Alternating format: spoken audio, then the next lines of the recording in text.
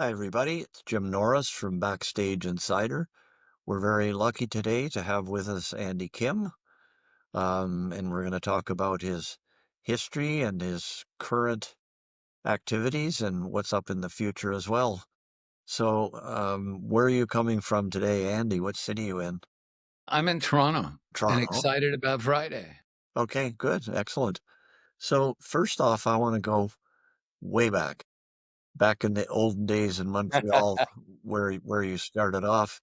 And if you can just tell us about your musical beginnings, was your family musical at all? No, not at all. Not at all. Okay, No one in my family played an instrument, talked about having an instrument. interesting. So how did you end up picking up the guitar? How did that happen? Well, my future had already been predicted. We lived in the tenements of Montreal, and um, so one night I asked. I'm the third of four brothers, by the way. Okay. Do you have any brothers? Yep, one. Do you like them? Yep. He was just here for the weekend, actually. Okay. Do you pay him gas money or anything like that? No. Okay. So he comes of his own Yeah. power and Yeah, for a strength. visit different times a year. So I'm the third of four. Right. And one night I asked my older brother, who had a transistor radio, if I could borrow his transistor radio. And he said, sure. Um, and I lived in the hierarchy, like my father was chairman of the board, and my older brother was like the general. Um, so I I spent maybe about a couple of minutes in static, and the last moment I heard, this is WABC, Yeah, New York, I remember WABC. Cousin Brucey. Yeah, exactly. Boy, we're both going back a few years there. Well, I just did a show for him, but that's in another time. Um, and it was like all the things he said about the artists coming to town to do a show, and all the girls are waiting to get their autographs. And it's the way he put it that was like this signal in my life that I never understood what it was at the beginning.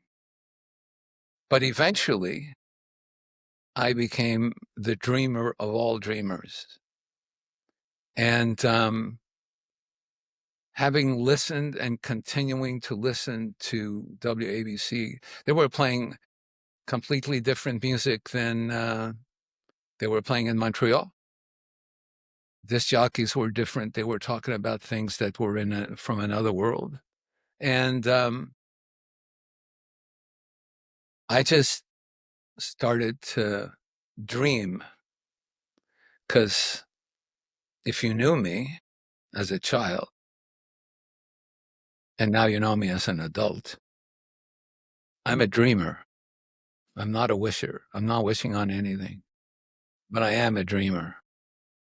I really dreamt this life, although it was confusing to my parents and my brothers. I just needed to be part of that world. There was no rhyme or reason for anyone else to think the way I thought, but that wasn't my destiny. My destiny was, who are you? And why are you?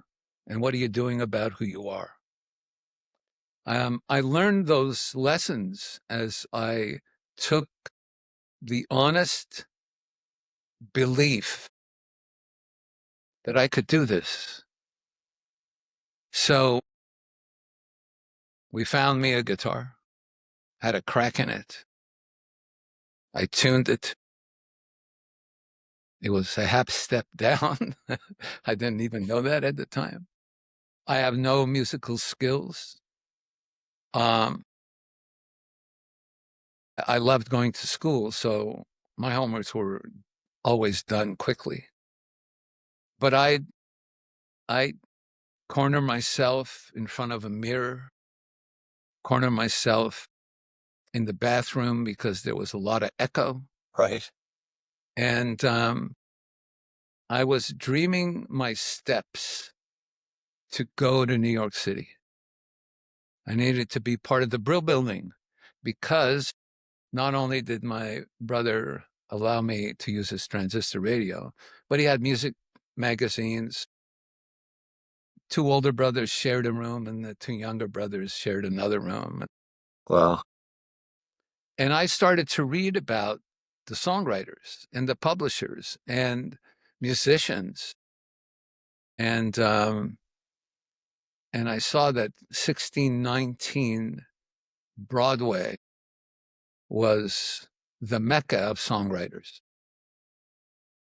As an adult right now, I can talk with a little bit of wisdom, but as a kid, I had no idea about what my first steps were.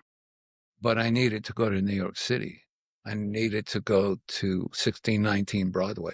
I needed to do this because if I didn't, I would um, somehow end up. Oh, geez. Excuse me. This was supposed to be turned off. I am so sorry. it's okay.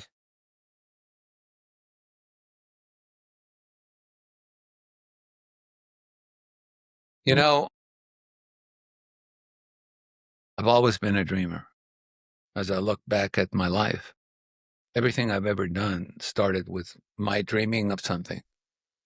Um, how do we ever get this way? My first hit, two chords. That's all I knew was two chords. And I ended up playing on my record. And it was a fantasy world to a lot of people. But I saw something that took me away from whatever people thought I should be to my imagination. And I'll be honest with you, I'm just honored to be part of all these great musicians that are being inducted. Um, but here I am. That's great. And what about your family? How did they feel about your dream? Were they supportive or did they think you were kind of crazy? They Or both. No, no, they were not supportive at all. Okay. It just came out of the clear blue. Right. My father found a way to discipline me, to get this out of my mind. This is not something that you're meant to do. You know, dreams are for dreamers. And so my father wasn't a dreamer at that point in his life. And but to be honest with you, I wasn't listening to anyone else but me. Even as a 16-year-old, 15-year-old, 10-year-old. I just had this thing about believing that I believed early on that I was living my one and only life without a sequel. I didn't know how to express it, but I knew it as a kid. There was that instinct in me that said, this is your one and only life. This is who are you? Why are you? Um, what do you want to do? You can do anything you can dream of. Um, so I don't know how other people get into it. I don't know how you got into this, you know, publishing Yeah, and I was a musician many years ago and my parents were musical, so I came by it honestly, I guess. And I think what you're saying is a good point for any musician or even anybody starting a business. If you read the stories of anybody, even somebody like Thomas Edison, I mean, he dreamed that there could be a light bulb, and everybody thought he was crazy. Even yeah, his wife said, "God, Thomas." pack it in, this ain't gonna happen. And you read that story over and over again of people like, um, that have started, Apple or IBM, all these different companies that started with somebody with a dream, and then, putting the action in place to make the dream happen. So I think, Well, it feels at times like um, you're living in solitude, right, but you're not, because there are other dreamers out there right. who will instinctively bring you into their life. And Jeff Barry, my mentor, producer, everything, taught me a lot. It's just, it's just, you have to be brave enough to follow something that everyone doesn't really understand. I couldn't articulate it except to say, I'm going to be a musician. I'm going to write songs and I'm going to make records. And that, hey, my dad was born in the 1880s, my mother 30 years later. So, um, it was another generation, from my two older brothers to my kid brother and I. And deep down inside, I don't have a musical background, and there's except my brothers playing records and my hearing on my transistor radio. WABC, New York. Yeah. This is cousin Brucey. Yeah.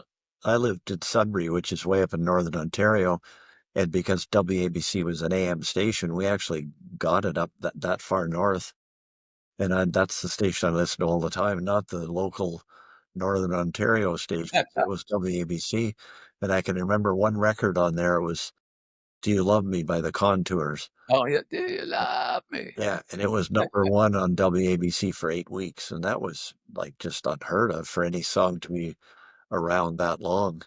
But that's a lot of years ago.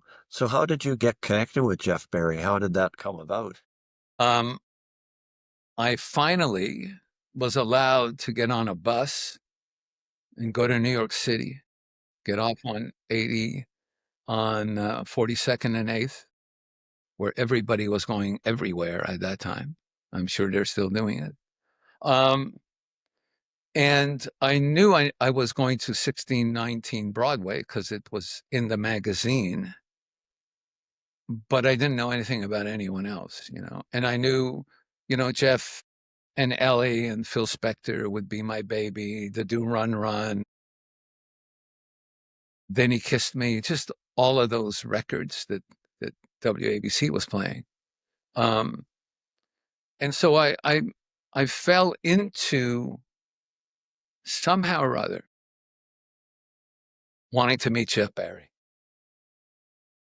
So I went to the Brill Building. You walk into the Brill Building, and if you walk to the right, there was Jack Dempsey Restaurant, and there was Jack Dempsey, and I mean, I stared because I would see him on Friday night boxing.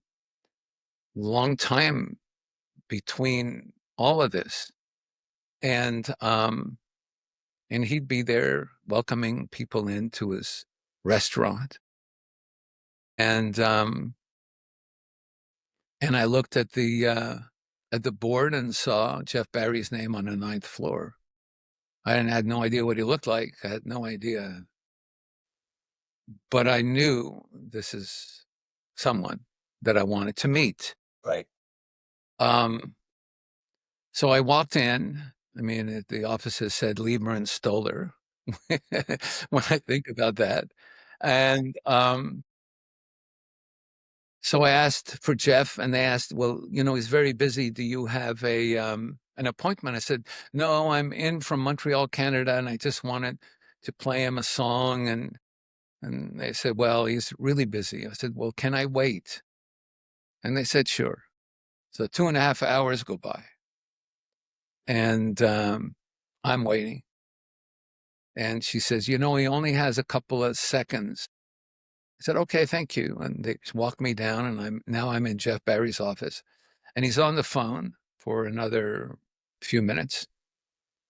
And he said, okay, what do you got? So played him the beginnings of How'd We Ever Get This Way. And he said, okay, well, come by next week and maybe we can work together on this. And I said, well, you know, my mom and dad are expecting me back. I got to get on the bus and all of this. And uh, he says, well, I've got to go to the studio. And as I'm putting the guitar in my case, and I only knew two chords and I didn't play them that well anyway. Um, uh, I said, excuse me, can I come with you? Because I've never been in a studio before. And he looked at me and he said, have you had lunch? Um, I said, yes. He said, well, I usually get a sandwich. I'll give you half. So now I'm walking on Broadway all the way down to a hotel whose basement was Mirror Sound Studios. And I'm can't believe that I'm walking next to Jeff Barry. Just it's like can't be. So we get there and he points out that I should sit behind the engineer. And he goes into the studio and he's talking to people that I couldn't even see that much. And I got up to leave and he waved me down. So I sat down. And then I knew I needed to catch a bus and I knew I needed to be gone. So I got up and snuck away and ran to the Brill building, went to the ninth floor, got the phone number that I could call Jeff. And I got back knowing that something was happening, that something was really happening in my life. And because I'm a dreamer, I can't explain it. So eventually I got together with Jeff. I found out that I had second cousins in New Jersey. So I could go and stay there for a day or two or three if I could. And then just found a way to exist and then go back home and then come back and going back and forth, but always in touch with Jeff. And he took me everywhere. He took me to sessions, to mixes that he was doing. There was something about he and I that connected. I have no idea how, why, but I knew that my dream was unfolding. Have I bored you yet? Oh, that's amazing. And, you know, a lot of people would say, well, that's luck, but it's not just luck. I mean, you had a dream, but you also took some action. I mean, you went to New York, and then you were persistent enough to, you know, get connected with him. You could have done what the receptionist said and just left, and your dream's gone, but you didn't. And I think that's a big difference. A lot of people have dreams, but when they hit a roadblock, they just abandon it and say, well, we'll go to plan B. But you didn't have a I plan. had no plan B. And that's one thing you know, I used to teach at Metalworks for years, and that was the one thing I told them. There is no plan B. There's only plan A. And you don't leave yourself a way to get out of it. You've only got one, you know, course of action.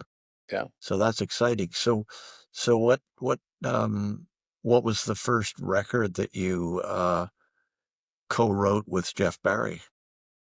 Um, there were a couple of things that we had written that were, I think I'd call it my first hit. How do we ever get this way?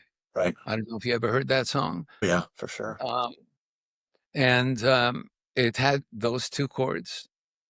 Uh, but there was something about the way I played that was not teachable.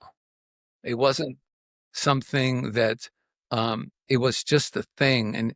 And he had a way of every now and then listening to me playing, whether it was on, the remake of Baby I Love You and Be My Baby and all of those songs.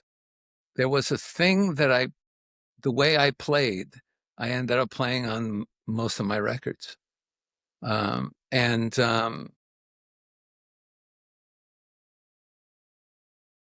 I was always in a dreamlike state because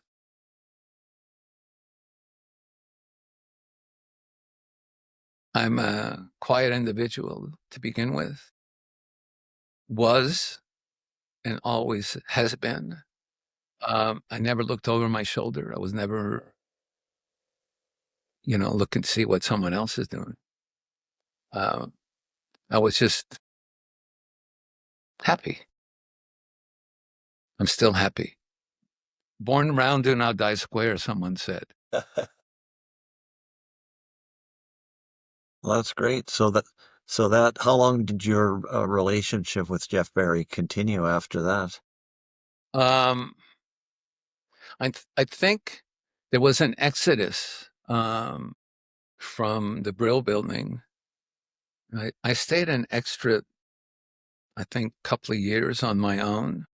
But Jeff and Lieber Stoller and Phil and everybody left for Los Angeles. And then I left for Los Angeles, and I I met someone. We went for dinner in Malibu. She asked if I'd ever walked the Malibu sands. I said no. And at 4 o'clock in the morning, I went back to my room or my penthouse at the time, picked up the guitar and turned on my cassette player and kind of wrote most of Rock Me Gently. Because if you listen to it, it's kind of pretty. If you listen to the lyrics, it's a travelogue.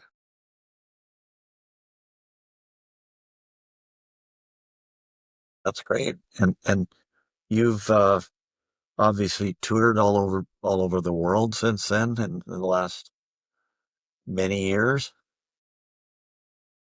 I've had the best time, and I've been in awe of the fact that I'm still around.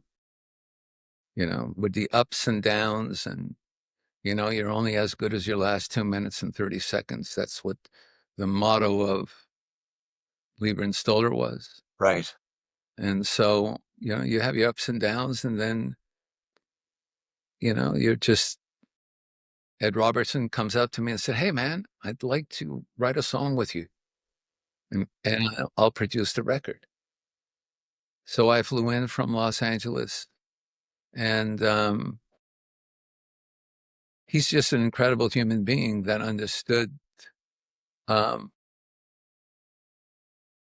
that I was just excited to be part of making another record and all of that. And I ended up uh, starting my own record company, which I did with Rock Me Gently. No one wanted to put it out.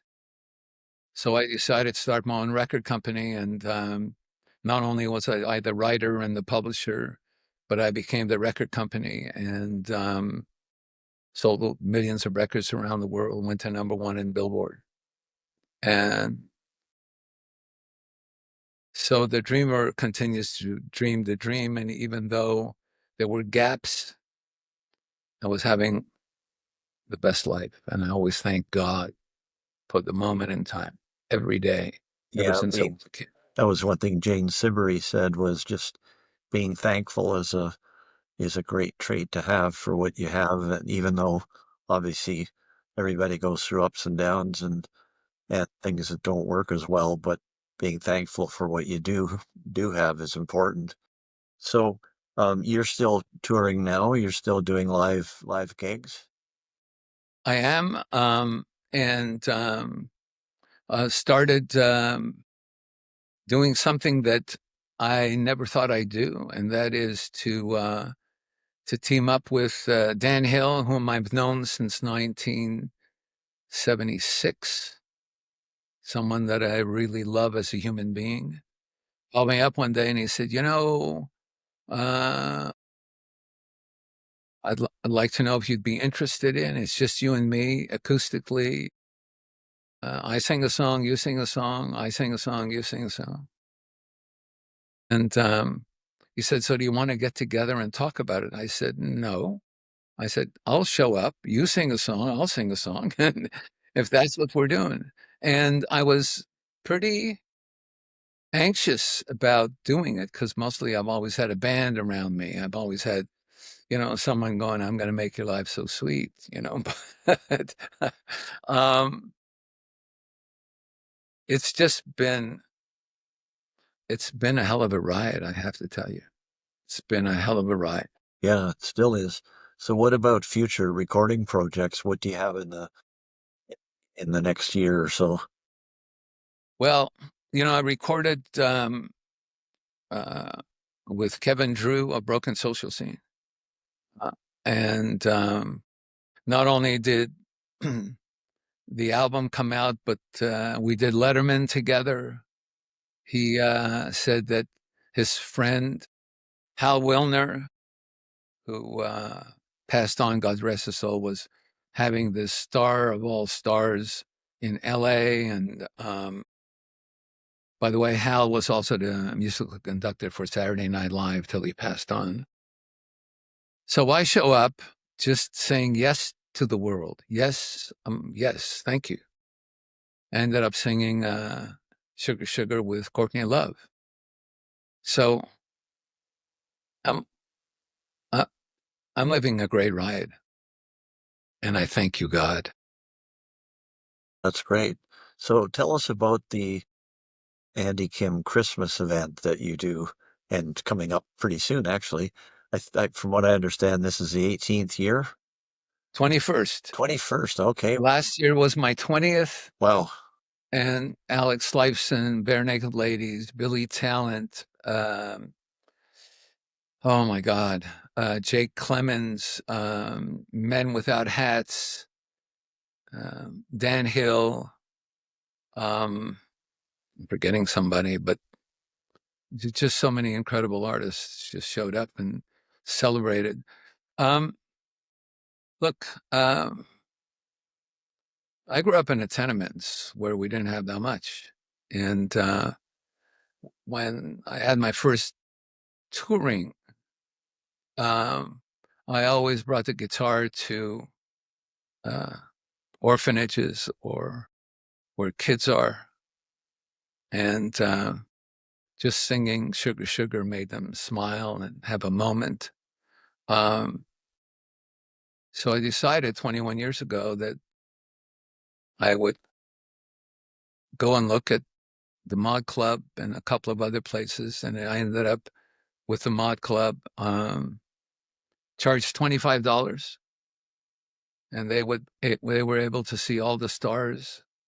And, and the whole purpose was to have the ticket sales so that people that take the bus, the streetcar, the subway can come to an event that each of these artists would probably cost 3 times as much at that time. 21 years later, it's 39, 59, and $89 to come and see all of those great artists that show up. I don't pay anybody because it's a charity. And it's a charity for people that can show up and have a great time. You know, Ed's been a dear friend, and he's come solo, and he's come with the Bare Naked Ladies. I mean, they sell out the place. So if that's all you have, but I had, from Alex, as I said, and so many of the great artists that were there, and um, it's really a treat. And for me, I go back to the fact that there was a time when I had nothing, And there is a time when people have nothing. And a way to get beyond the moment is through music. I've always believed that music can save your soul. Sure. So if you had to give an artist just starting out a piece of advice, what would it be? Somebody who's just going back to when you were 19, somebody now is looking at their career and wondering what to do first. Well, I was focused on a dream, and I would ask them, "So what's your dream?" And if they can't answer it, they're not going to go somewhere or anywhere. But if the dream is, I want to be a great drummer, I want to learn how to do this, or I want to, you know, because I think dreaming is, well, I know a lot of people that wish, I wish and I wish, not going to happen. But dreaming gives you the power and the opportunity to find who you are. You know, I'm not Burt Bacharach. I'm me. So, so lucky to have been around such incredibly talented people that have helped me along. But I think there was something in my I hate the words DNA, but there was something that they picked up, especially Jeff. Um, so tell me what your dreams are. Tell me how you move forward with your dream. That's what I would ask. I wouldn't say, how many years have you been playing? What kind of songs you write? None of it matters to me. What matters is, what are you going to do about your one and only life with no sequel? What are you doing with your one and only life? Excellent. Well, that's great advice. So, Andy's pretty easy to find on the internet. You can find his website. Just go to your friend Mr. Google and active Facebook page as well, so you can keep up with all the things in his future. I want to thank Andy for spending the time today and all the best with everything in the future. Well, I feel like I found a friend, even though you're on a screen here. All righty. Take care. Thank you. You be happy. Bye.